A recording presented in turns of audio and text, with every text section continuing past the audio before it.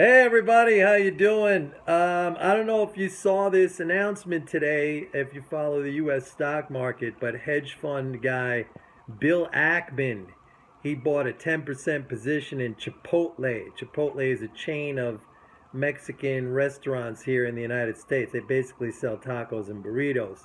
Now, what's interesting about this, first of all, let me say, if there was a way that I could short David Ackman, Bill Ackman, sorry. If I could short Bill Ackman and his hedge fund, I would do that because this is a slam dunk.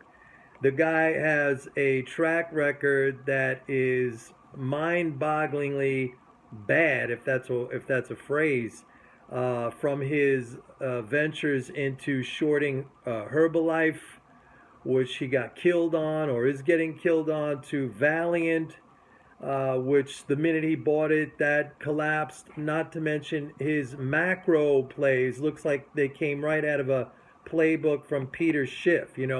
Fed is printing money, buy gold, all this stuff, which is completely out of paradigm and totally wrong. And I've been critical of a lot of these hedge fund guys for good reason, because they're really clueless. And yeah, they manage lots of money.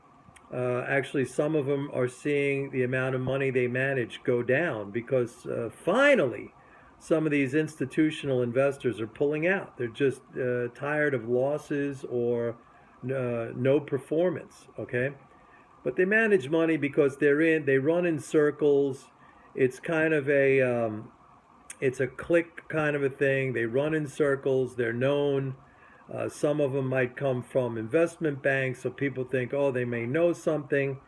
And, the money all tends to stay tied together like that. Look, we saw, I talked about this recently, Paul Tudor Jones, right, laying off 15% of his staff. Another guy had everything completely wrong, but I'm getting off track here. So, Ackman buys Chipotle.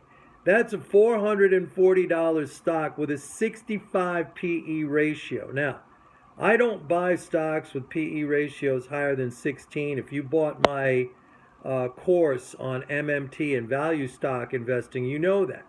My tactic is like the Warren Buffett tactic. I wait patiently.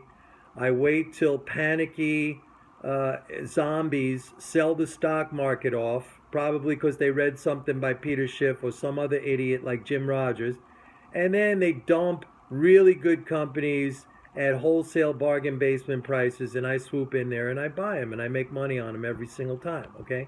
That's the classic Warren Buffett value play. But here's a guy, he's buying Chipotle. And by the way, I'm not saying you can't buy a high PE ratio stock and make money. I mean, Amazon is a great example of that. 4 years ago, you could have bought that stock for over $200, which at the time seemed really, really expensive. And it had a PE probably around 270 or something at the time. But that stock went to almost 800 because why?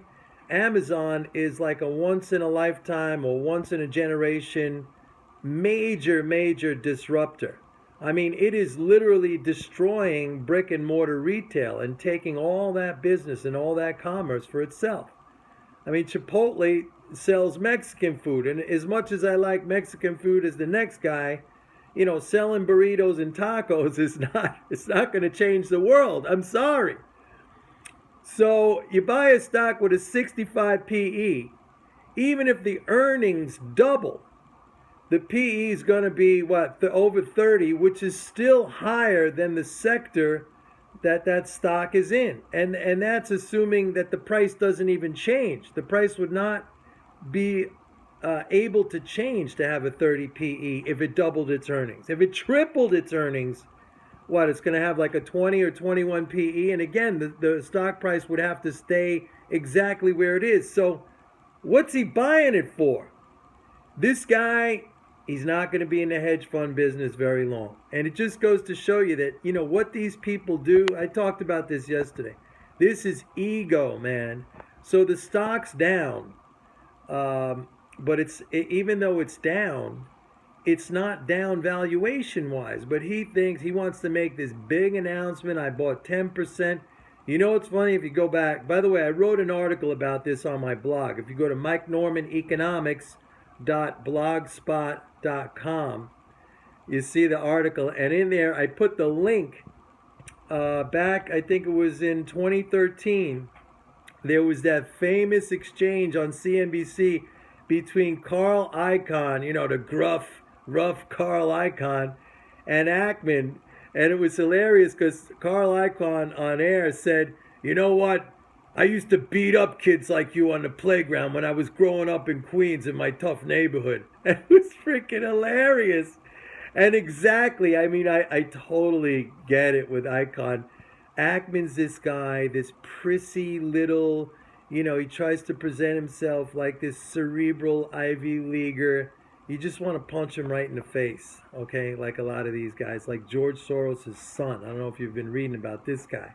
Total nerd, out there in the Hamptons with daddy's money, hiring consultants to show him how to pose for selfies. You fucking believe this?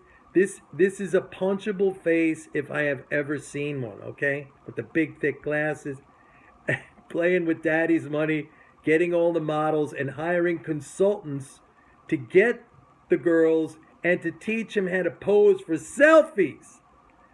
So this is like an Ackman thing. But anyway, you don't buy a $440 stock at a 65 PE where even, and I'm not some big stock analyst, but listen, it doesn't take a genius to understand that if you tripled the earnings on this thing, and how's that going to happen? Okay? You got to triple the number of stores. Where are you going to get the capital to do that? If you triple the earnings on this thing, even with the price not moving, it is still only valued at what the sector is valued. So where's the deal on this?